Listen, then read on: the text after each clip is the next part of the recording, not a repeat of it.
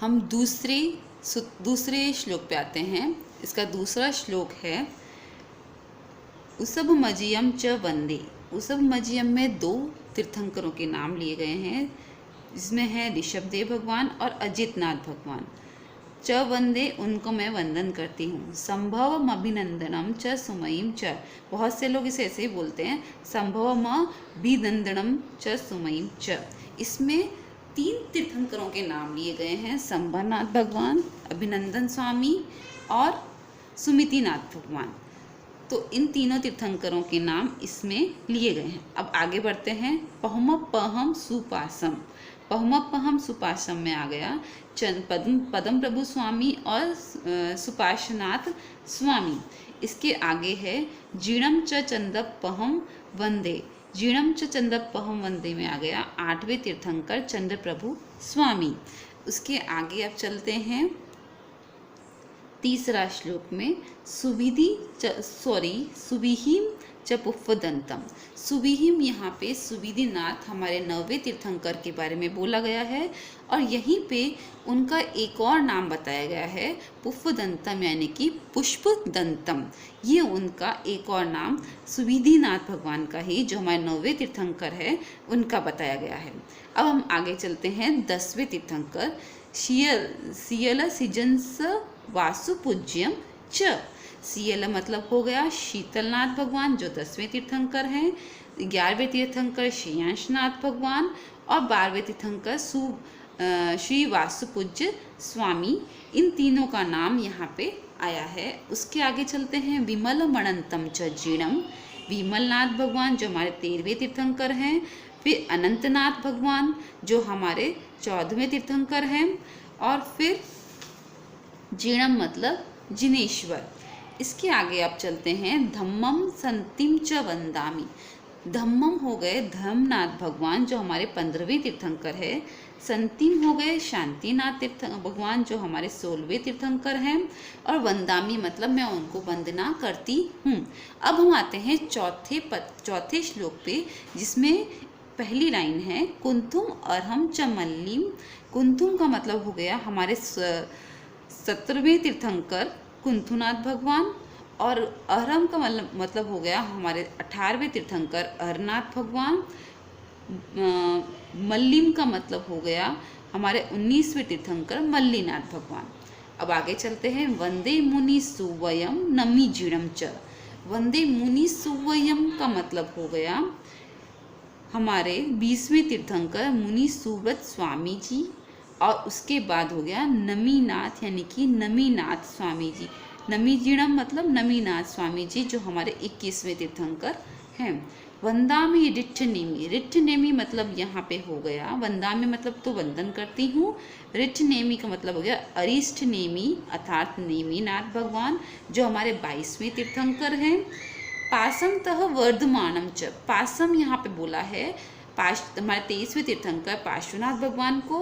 और वर्धमानम बोला है वर्धमान स्वामी अर्थात महावीर स्वामी जो हमारे 24वें तीर्थंकर हैं। तो इस तरह से दूसरे, तीसरे और चौथे पद में हमारे 24 तीर्थंकरों का वर्णन, 24 तीर्थंकरों का नाम के साथ वर्णन किया है और उनको वंदन किया है। इसी कारण से यह सूत्र काउत्सक में भी बोला जाता है और हर एक विधि में इस सूत्र का उपयोग होता है। जैन धर्म में लोगस सूत्र अत्यधिक प्रचलित होने का यही कारण है कि इसमें न केवल 24 तीर्थंकरों का नाम है, अपितु अरिहंत प्रभु और सिद्ध प्रभु के स्वरूप का वर्णन है, उनकी विशेषताओं का वर्णन है और साथ ही साथ उनके द्वारा पूरे जो 14 राजलोकों में शांति प्रदान की जाती है, प्रकाश प्रदान किया जाता है, उसका भी वर्णन है। इसीलिए यह सूत्र बहुत इम्पॉर्टेंट है। इसे याद करना हर एक जैनी के लिए बहुत ज़रूरी है। तो चलिए इसका अर्थ आगे देखते हैं। इसका आगे अर्थ बताया है, एवं मयि अभित्वा, ये 5वीं गाथा है।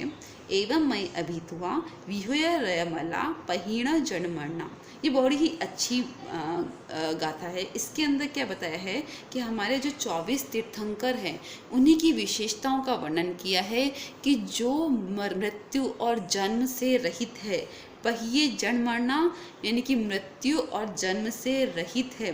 विहूय रयमला, रय और मला ये 2 वर्ड हैं जिसका अर्थ आपको पहले समझा देती हूँ। रय मतलब होता है रज, और रज का अर्थ होता है जो कि नए कर्म हम बांधते हैं उसे बोलते हैं रज।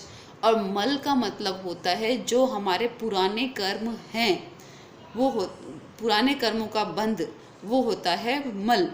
तो जो रज और मल से रहित है, यानी कि जो नए कर्मों, जिनके कोई नए कर्म भी नहीं बन रहे हैं और जो पुराने कर्मों से भी रहित हैं, ऐसे मेरे 24 तीर्थंकर प्रभु, और जो जन्म और मरण से भी रहित हैं, ऐसे मेरे 24 तीर्थंकर प्रभु की मैंने स्तुति की है, मैंने वंदना की है, मैंने उन्हें याद किया है और वे मुझसे प्रसन्न रहें।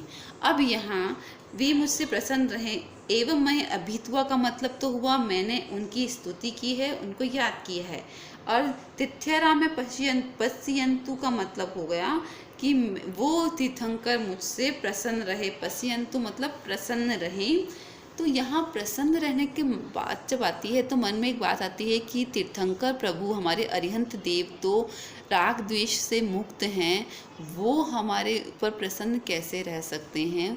तो इसका अर्थ समझने के लिए मैं आपको बताना चाहूँगी एक उदाहरण से। जैसे अग्नि का स्वरूप नहीं होता, अग्नि अपने हमारे कर्मों से ही हमें उसका परिणाम देती है। समझ लीजिए आपने सर्दी में कहीं पर लकड़ियां जलाई और उसकी पूरी विवेकता रखी, पूरी सीमा में उसको जलाया, तो उससे जो ताप मिलेगा वो ताप आपको सुख साथा देगा, वो ताप आपके सुख को बढ़ाएगा। यही अग्नि में यदि आपने ज़्यादा लकड़ी डाल दी और ज़्यादा उसे प्रज्वलित कर दिया तो वही अग्नि आपको जला भी सकती है। तो यहाँ अग्नि ने कोई राग या द्वेष नहीं दिखाया। आपने कम जलाया तो उसने आपको गर्मी नहीं दी, या आपने से ज़्यादा जलाया तो उसने आपको नहीं जलाया। ये आप ही के कर्म हैं जिसके कारण वो एक तरफ से आपको सुख देती है और दूसरी तरफ से ही आपको दुख देती है। उसी तरह से यदि हम तीर्थंकर प्रभु की, हम अरिहंत प्रभु की गुणों की विशेषताओं का वर्णन करते हैं, उन्हें वंदन करते हैं, तो हमारे अंदर भी वो गुण अपने आप धीरे धीरे आने लगते हैं, हमारे दोष दूर होने लगते हैं और इन दोषों को दूर करके और अपने गुणों को बढ़ाकर हमारा जो जीवन है, जो भवों से भटक रहा है, उसे मुक्ति का मार्ग मिलता है।